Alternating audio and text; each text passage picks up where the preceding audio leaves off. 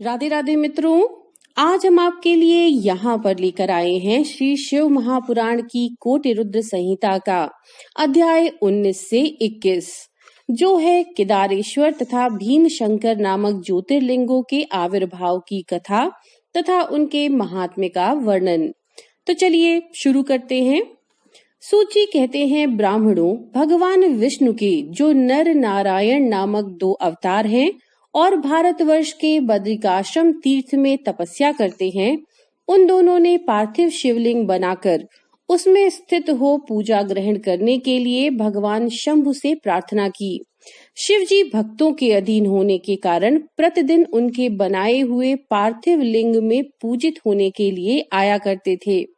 जब उन दोनों के पार्थिव पूजन करते बहुत दिन बीत गए, तब एक दिन परमेश्वर शिव ने प्रसन्न होकर कहा, मैं तुम्हारी आराधना से बहुत संतुष्ट हूँ, तुम दोनों मुझसे वर मांगो। उस समय उनके ऐसा कहने पर नर और नारायण ने लोगों के हित की कामना से कहा, देवेश्वर, यदि आप प्रसन्न हैं और यदि मुझे वर देना चाहते हैं, तो अपने स्वरूप से पूजा ग्रहण करने के लिए यहीं स्थित हो जाइए।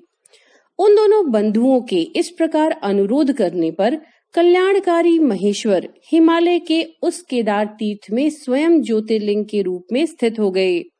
उन दोनों से पूजित होकर संपूर्ण दुख और भय का नाश करने वाले शंभु लोगों का उपकार करने और भक्तों को दर्शन देने के लिए स्वयं केदारेश्वर के नाम से प्रसिद्ध हो वहां रहते हैं। वे दर्शन और पूजन करने वाले भक्तों को सदा अभीष्ट वस्तु प्रदान करते हैं। उसी दिन से लेकर जिसने भी भक्ति भाव से केदारेश्वर का पूजन किया, उसके लिए स्वप्न में भी दुख दुर्लभ हो जाता है। जो भगवान शिव का प्रिय भक्त वहां शिवलिंग के निकट शिव के रूप से अंकित वलय चढ़ाता है, वह उस वलय युक्त स्वरूप का दर्शन करके समस्त पापों से मुक्त हो जाता है, साथ ही जीवन मुक्त भी हो जाता है। जो बद्रीवन की यात्रा करता है, उसे भी जीवन मुक्ति प्राप्त होती है। नर और नारायण के तथा केदारेश्वर शिव के रूप का दर्शन करके मनुष्य मोक्ष का भागी होता है, इसमें संशय नहीं है। केदारेश्वर में भक्ति रखने वाले जो पुरुष वहां की यात्रा आरंभ करके उनके पास तक पहुंचने के पहले मार्ग में ही मर जाते हैं, वे भी मोक्ष पा जाते हैं, इसमें विचार करने की आवश्यकता नहीं है। केदार तीर्थ में पहुंचकर वहां प्रेम पूर्वक केदारेश्वर की पूजा करके वहां का जल पी लेने के पश्चात मनुष्य का फिर जन्म नहीं होता।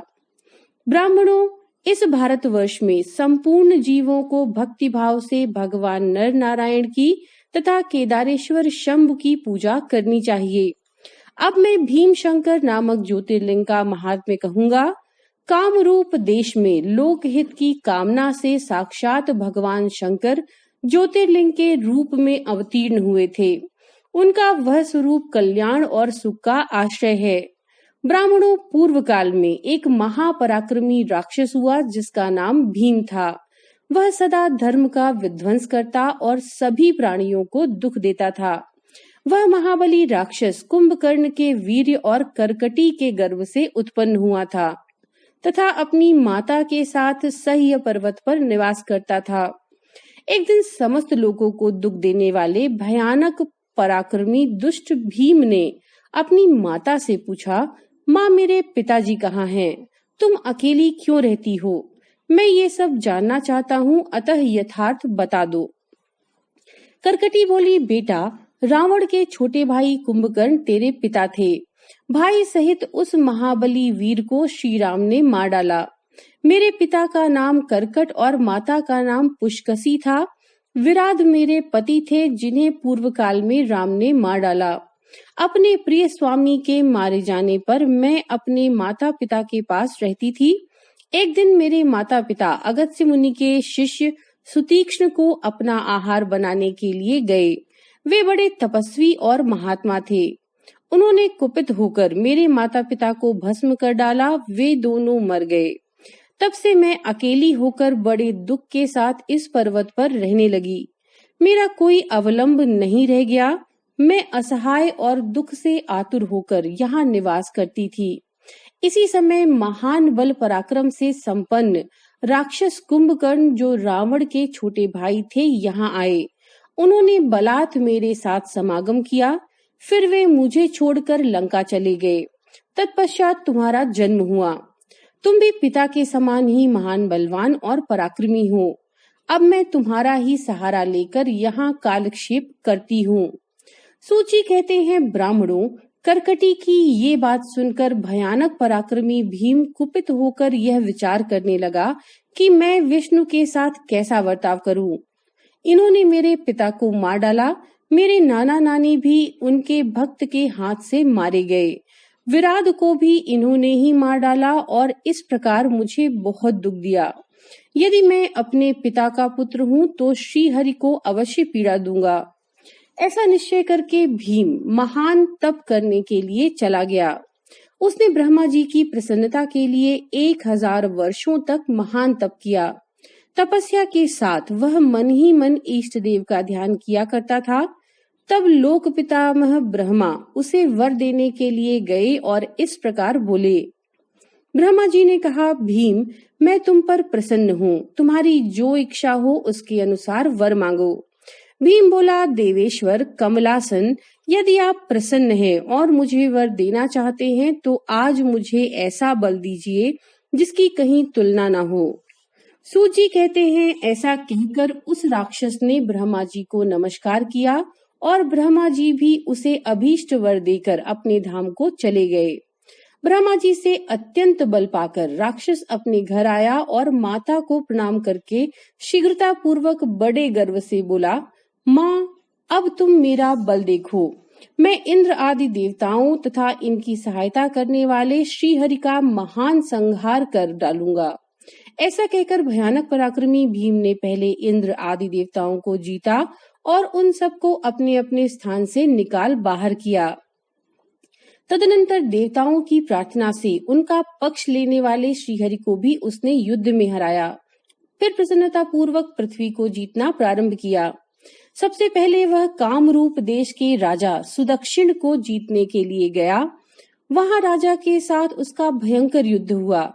दुष्ट असुर भीम ने ब्रह्मा जी के दिए हुए वर के प्रभाव से शिव के आश्रित रहने वाले महावीर महाराज सुदक्षिण को परास्त कर दिया और सब सामग्रियों सहित उनका राज्य तथा सर्वस्व अपने अधिकार में कर लिया। भगवान शिव के प्रिय भक्त धर्म प्रेमी परम धर्मात्मा राजा को भी उसने कैद कर लिया और उनके पैरों में बेड़ी डालकर उन्हें एकांत स्थान में बंद कर दिया। वहां उन्होंने भगवान की प्रीति के लिए शिव की उत्तम पार्थिव मूर्ति बनाकर उन्हीं का भजन पूजन आरंभ कर दिया। उन्होंने बारंबार गंगा जी की स्तुति की और मानसिक स्नान आदि करके पार्थिव पूजन की विधि से शंकर जी की पूजा संपन्न की। विधि पूर्वक भगवान शिव का ध्यान करके वे प्रणव युक्त पंचाक्षर मंत्र अर्थात ओम नमः शिवाय का जप करने लगे। अब उन्हें दूसरा कोई काम करने के लिए अवकाश नहीं मिलता था। उन दिनों उनकी साध्वी पत्नी राजवल्लभा दक्षिणा प्रेम पूर्वक पार्थिव पूजन किया करती थीं। वे दंपति अनन्य भाव से भक्तों का कल्याण करने वाले भगवान शंकर का भजन करते और प्रतिदिन उनकी आराधना में तत्पर रहते। इधर वह राक्षस वर के अभिमान से मोहित हो यज्ञ कर्म आदि सब धर्मों का लोप करने लगा और सबसे कहने लगा, तुम लोग सब कुछ मुझे ही दो। महर्षियों, दुरात्मा राक्षसों की बहुत बड़ी सेना साथ ले उसने सारी पृथ्वी को अपने वश में कर लिया। वह वेदों, शास्त्रों, स्मृतियों और पुराणों में बताए हुए धर्म का लोप करके शक्तिशाली होने के कारण सबका स्वयं ही उपभोग करने लगा। तब सब देवता तथा ऋषि अत्यंत पीड़ित हो महाकोशी के तट पर गए और शिव का आराधन तथा स्तवन करने लगे। उनके इस प्रकार स्तुति करने पर भगवान शिव अत्यंत प्रसन्न हो देवताओं से बोले, देवगण तथा महर्षियों, मैं प्रसन्न हूँ, वर मांगो, तुम्हारा कौन सा कार्य सिद्ध करूं। देवता बोले, देवेश्वर, आप अंतर्यामी हैं, अतः सबके मन की बात आप जानते हैं। आपसे कुछ भी अज्ञात नहीं है। हे प्रभु, हे महेश्वर, कुंभकर्ण से उत्पन्न कर्कटी का बलवान पुत्र राक्षस भीम ब्रह्मा जी के दिए हुए वर से शक्तिशाली हो देवताओं को निरंतर पीड़ा दे रहा है। अतः आप इस दुखदायी राक्षस का नाश कीजिए, हम पर कृपा कीजिए, विलंब न कीजिए। शंभु ने कहा, देवताओं, कामरूप देश के राजा सुदक्षिण मेरे श्रेष्ठ भक्त हैं। उनसे मेरा एक संदेश कह दो, फिर तुम्हारा सारा कार्य शीघ्र ही पूरा हो जाएगा। उनसे कहना, कामरूप देश के अधिपति महाराजा सुदक्षिण, प्रभु, तुम मेरे विशेष भक्त हो, अतः प्रेम पूर्वक मेरा भजन करो।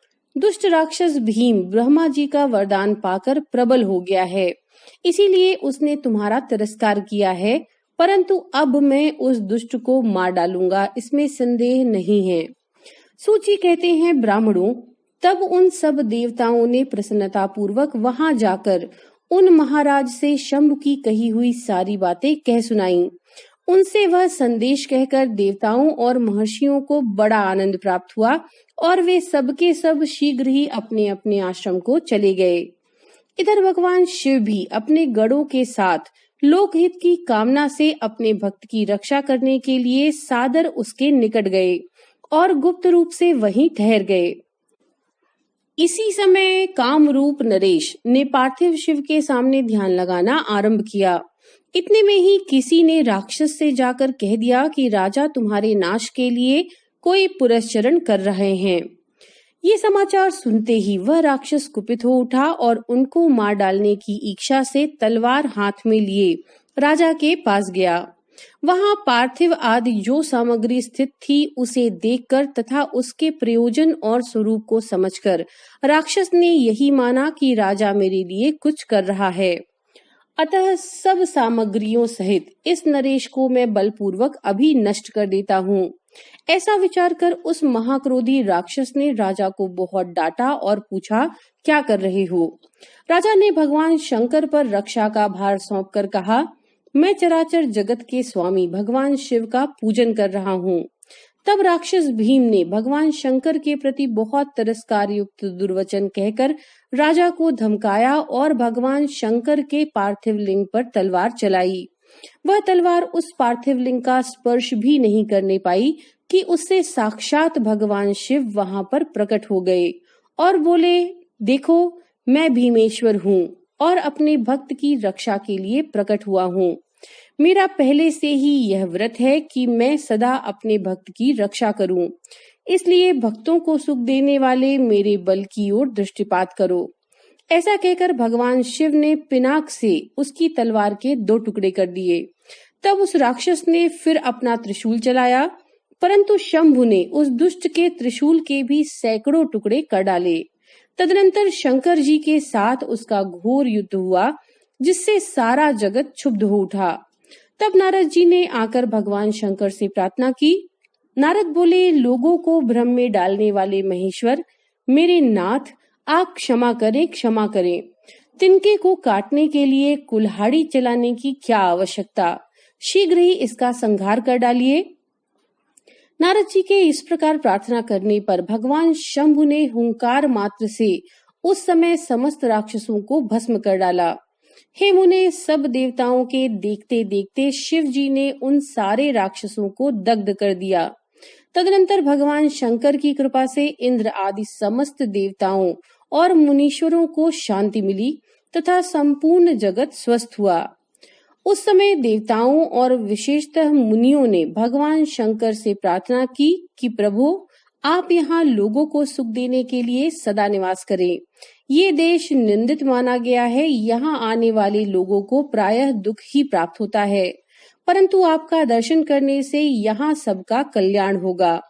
आप भीम शंकर के नाम से विख्यात होंगे और सबके संपूर्ण मनोरथों की सिद्धि करेंगे। आपका यह ज्योतिर्लिंग सदा पूजनीय और समस्त आपत्तियों का निवारण करने वाला होगा।